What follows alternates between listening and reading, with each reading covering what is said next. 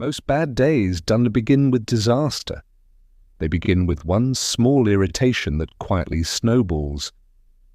You spill your coffee. Traffic is worse than usual. The moment you arrive, your boss is already pointing out what went wrong. With each new inconvenience, frustration builds, anger simmers, anxiety tightens its grip. It can feel as if the universe has singled you out, stacking one problem on top of another. The emotional storm grows stronger, tossing you around with every thought and reaction. But there is a way to find the eye of that storm, a way to remain calm and steady no matter what is happening around you. This isn't a magical trick or blind positivity. It's a profound shift in perspective inspired by centuries of Buddhist wisdom. It's the simple yet powerful practice of moving from reacting to observing. Think about it. Our default setting is to react. Something happens and instantly we have an emotional response. A driver cuts you off and you honk your horn in anger. You get a critical comment online and your heart sinks. You make a mistake and you immediately start blaming yourself. These reactions are automatic, like a knee-jerk reflex. They happen so fast we often don't even realize we had a choice. We become puppets and our emotions are the strings, but Buddhism teaches us that between the event and our reaction there is a space, a tiny, precious moment of freedom. And in that space lies our power to choose. This is where the concept of observation comes in. Instead of instantly getting swept away by the feeling, you take a step back and simply notice it. You become a curious scientist of your own mind. So, anger arises. Instead of becoming anger itself, shouting, fuming, plotting revenge, you observe it. You might say to yourself, there's anger. I feel heat in my chest. My jaw is clenching. My thoughts are racing. You're not judging the anger. You're not trying to suppress it. And you're not getting carried away by it. You're just watching it like you'd watch a cloud passing in the sky. This might sound simple, but it's a game changer. When you react, you are fused with the emotion. You and the anger are one. This fusion is what causes so much suffering. It is what makes us say things we later regret or make impulsive decisions that create more problems. When you observe, however, you create a separation. There's you, the observer, and there's the emotion, the observed. You realize you are not your anger, you are not your anxiety. You are the space in which these feelings arise and pass away. And just like clouds, all feelings, no matter how intense, eventually pass. So how do we actually do this? How do we build this muscle of observation? The primary tool is mindfulness, specifically mindfulness of our inner world. A great place to start is with your breath. Your breath is always with you, a constant anchor to the present moment. Throughout your day, try to take a few moments to just notice your breath.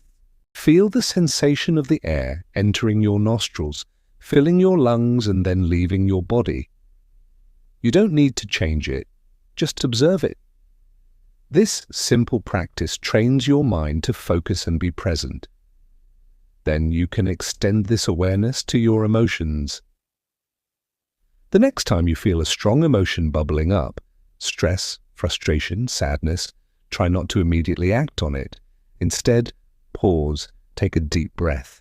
Turn your attention inward. Where do you feel this emotion in your body? Is it a tightness in your stomach, a lump in your throat? What are the thoughts that are accompanying this feeling? Are they telling you a story about how unfair everything is, or how you're not good enough? Just notice all of this without judgment. Remember, you're the scientist, not the judge. This isn't about becoming an emotionless robot. It's the opposite. It's about feeling your emotions more fully, but without being controlled by them. When you observe your sadness without resistance, you can experience it with a sense of compassion for yourself. When you watch your anger without acting on it, you prevent it from causing harm to yourself and others. You give yourself the space to respond wisely instead of reacting blindly. Let's take a practical example. Imagine you're in a meeting and a colleague publicly criticizes your work. The immediate reactive response might be to get defensive, feel humiliated, or lash out.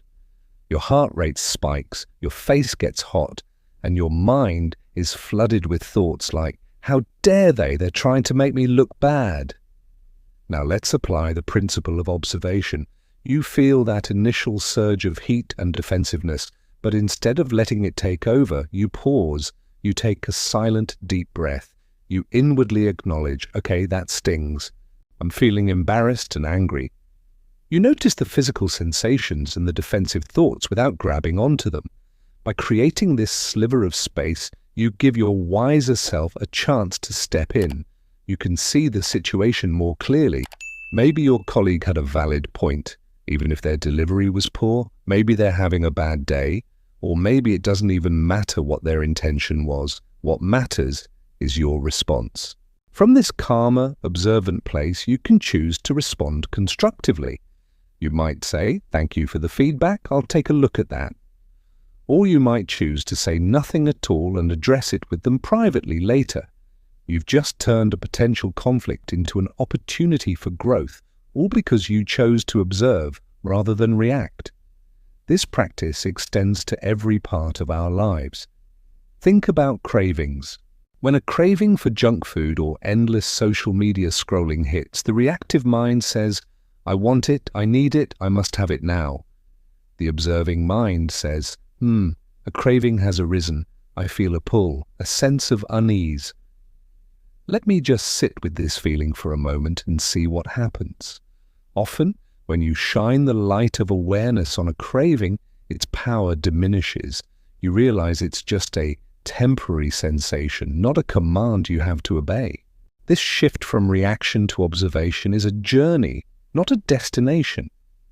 There will be times you forget and get swept away by the storm. That's okay. The key is to be kind to yourself.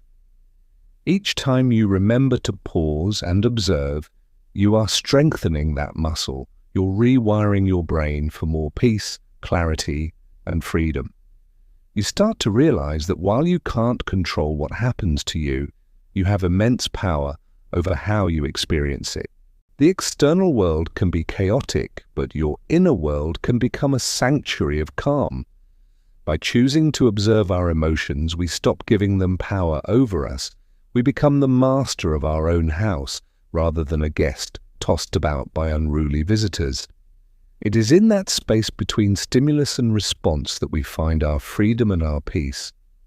Start small. The next time you feel an emotional itch, don't just scratch it. Pause, breathe, observe, see what happens. You might be surprised by the power you find waiting for you in the quiet space of awareness. Thanks for watching, and I hope you'll join me on this journey. Don't forget to like and subscribe for more content on finding peace in our busy world.